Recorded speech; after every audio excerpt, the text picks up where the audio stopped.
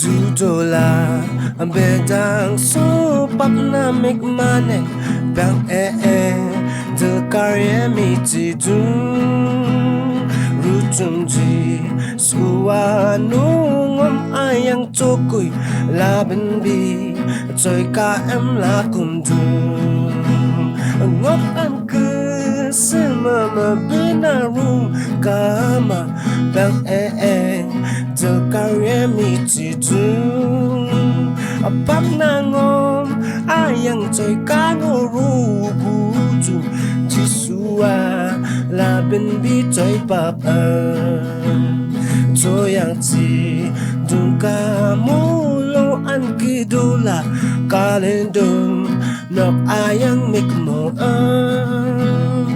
e jisua no ke pengom imotai po choi ngom ya sam am pa do pa ngop ang ke sema ma bena ru kama bang de karye mi ti tu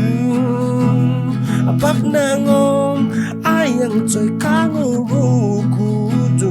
jisua la bin bi choi papa mik ma do la an ki do la cho ya tu ge la mang ngok an ke di sin David o engam go ki yo kumai ka me pak yo ka em la ngokum dola bedang su pap na mikmane ngop kesang arena ko kadu idol ngom ayo o bina ko kadu jisui bela du pap loko ngop an ke sema ma bina ru kama bang de karye mi ti tu apap na ngom ayang choi ka ngoru butu jisua la bin bi choi pap